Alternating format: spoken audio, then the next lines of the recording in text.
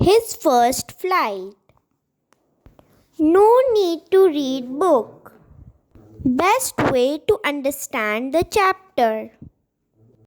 The young seagull was alone on his ledge. His two brothers and his sister had already flown away the day before. He had been afraid to fly with them.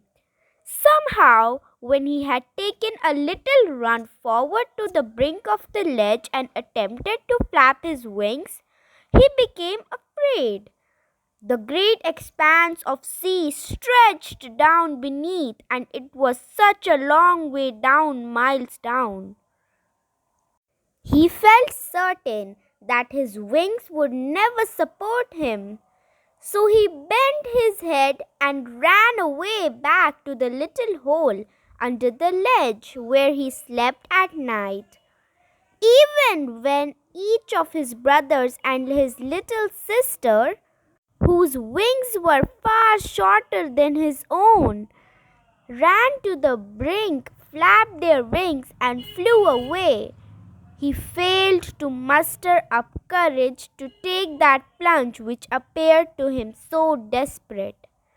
His father and mother had come around calling to him, shrilly upbraiding him, threatening him to let him starve on his ledge unless he flew away.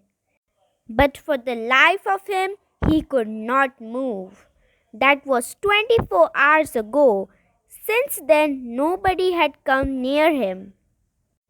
The day before, all day long, he had watched his parents flying about with his brothers and sisters, perfecting them in the art of flight, teaching them how to skim the waves and how to dive for fish.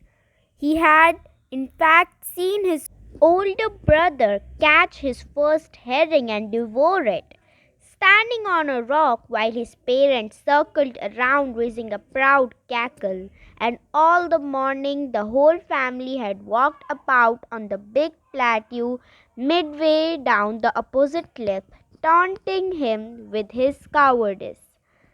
The sun was now ascending the sky, blazing warmly on his ledge that faced south. He felt the heat because he had not eaten since the previous nightfall. Then he had found a dried piece of mackerel's tail at the far end of his ledge. Now there was not a scrap of food left. He had searched every inch, rooting among the rough, dirt-caked straw nest where he and his brothers and sister had been hatched. He had even gnawed at the dry pieces of spotted eggshell. It was like eating part of himself. He had them trotted back and forth from one end of the ledge to the other. His grey body the color of the cliff, his long grey legs stepping daintily, trying to find some means of reaching his parents without having to fly.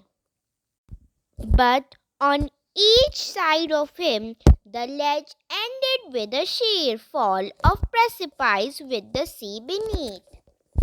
And between him and his parents, there was a deep white chasm.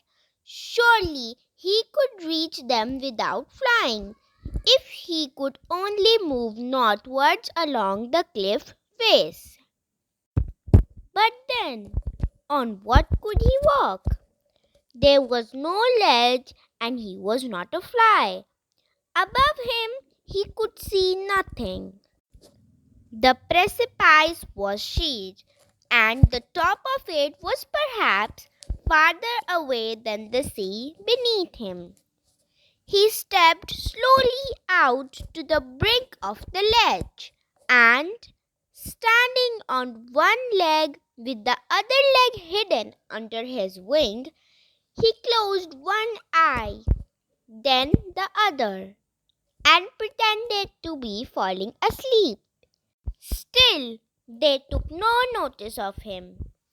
He saw his two brothers and sister lying on the plateau, dozing with their heads sunk into their necks.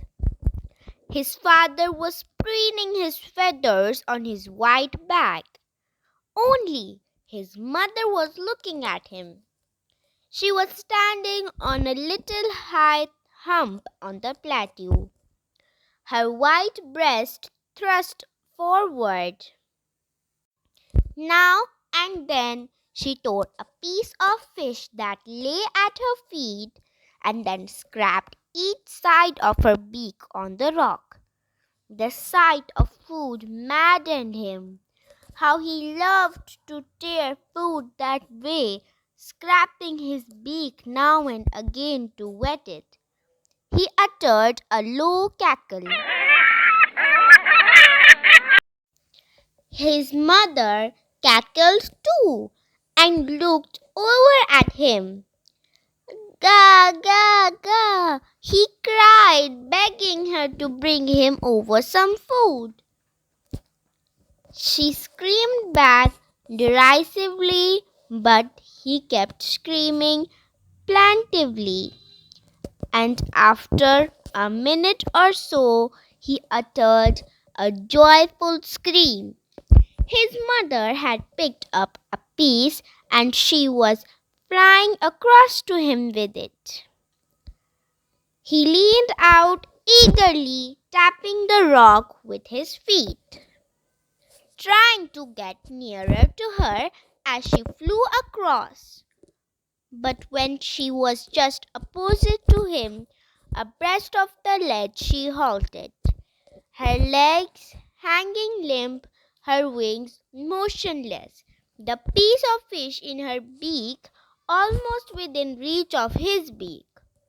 He waited a moment in surprise, wondering why she did not come nearer, and then, maddened by hunger, he dived at the fish. With a loud scream, he fell outwards and downwards into space. His mother had swooped upwards. As he passed beneath her, he heard the swish of her wings. Then a monstrous terror seized him, and his heart stood still. He could hear nothing, but it only lasted a moment. The next moment he felt his wings spread outwards. The wind rushed against his breast feathers, then under his stomach and against his wings. He could feel the tips of his wings cutting through the air. He was not falling headlong now. He was soaring gradually downwards and outwards. He was no longer afraid. He just felt a bit dizzy. Then he flapped his wings once and soared upwards. He uttered a joyful scream and flapped them again. He soared higher. He raised his breast and ran against the wind. His mother swooped past him, her wings making a loud noise. He answered her with another scream.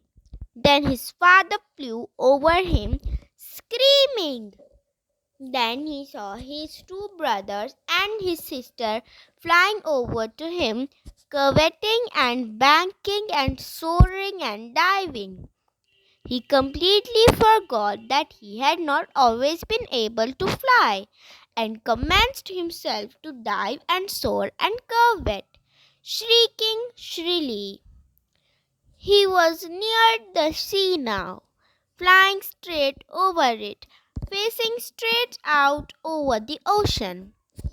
He saw a vast green sea beneath him with little ridges moving over it, and he turned his beak sideways and crowed amusedly. His parents and his brothers and his sister had landed on the green floor in front of him. They were beckoning to him, calling shrilly. He dropped his legs to stand on the green sea. His legs sank into it. He screamed with fright and attempted to rise again, flapping his wings. But he was tired and weak with hunger, and he could not rise. Exhausted by this strange exercise, his feet sank into the green sea, and then his belly touched it, and he sank no further. Like He and was floating subscribe on for it, more and chapters. around him his family was screaming, praising him, and their beaks were offering him scraps of dogfish.